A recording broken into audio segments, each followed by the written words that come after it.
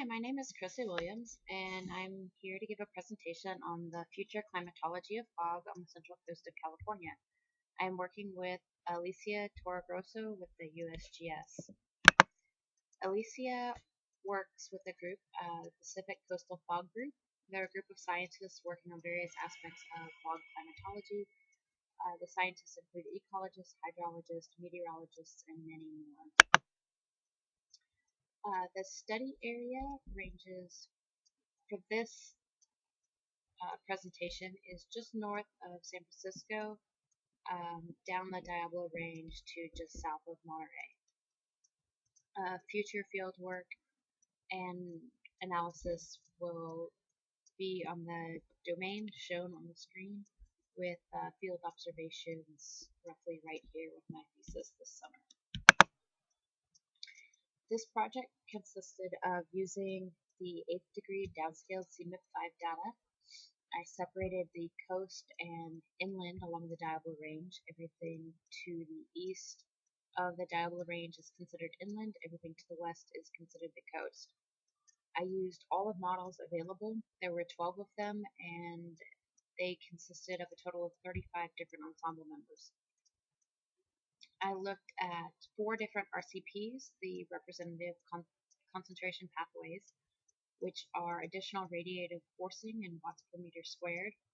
So, for example, RCP 2.6 represents 2.6 of additional radiative watts per meter squared of additional radiative forcing by the end of the century.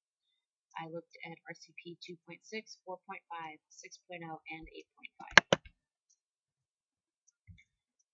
This is a graph of from the 2.6 scenario of May through September average maximum temperatures.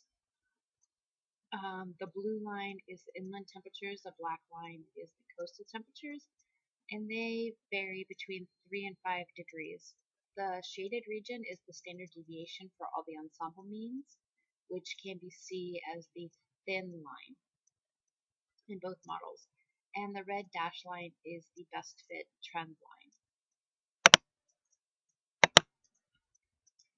This is all of the RCPs for the maximum summer temperatures. They can be seen that they plateau, almost all of them at different times, except for the 8.5 doesn't quite plateau by the end of the century. This is the minimum temperatures for RCP 2.6. It's the same as the maximum temperatures with the ensemble members and the coloring. However, the minimum or coastal and inland temperatures here only vary by 1 to 2 degrees between them. Again, here is all 4 of the RCP models for the minimum temperatures. They all run fairly close together with the standard deviation overlapping a little bit more as the RCP values increase. This is a plot of the combined RCPs. The top plot is maximum temperatures, both inland and coastal, and the bottom is the minimum temperatures, both inland and coastal. The solid or the red line that runs through it is the best fit line for the average RCPs. And the shaded region is the standard deviation between the 4 scenarios. The maximum temperatures inland shows a trend of about 0.3 degrees centigrade per decade, and on the coast it's a trend of about 2.8 degrees per decade. The minimum temperatures inland are also 0.3 degrees per decade. The coastal temperatures are only increasing at a rate of about 0.27 degrees per decade, so about 1/100 of a degree slower than the maximum temperatures are on the coast. The preliminary results show that both the maximum and minimum temperatures are increasing on the coast at about 0.3 degrees per decade. The coastal temperatures are increasing at a slower rate than the inland temperatures, though, with maximum temperatures increasing about 0.28 and the minimum increasing about 0.27. This suggests that the temperature gradient between the inland and the coast will be changing in the future, which should have some implications on the number of fog hours that are seen in the future. Future work is to expand the model domain to include the Central Valley east of Monterey, as alluded to before.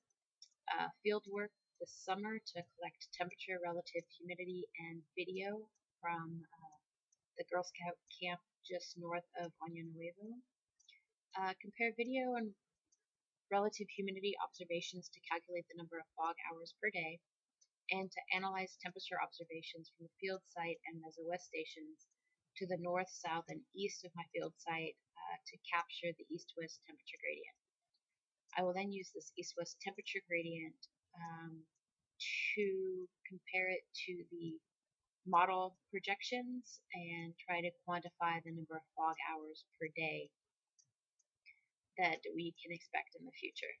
If time allows, I would additionally like to analyze the GOES data to further quantify the extent and timing of the fog for observations. Thank you and have a great day.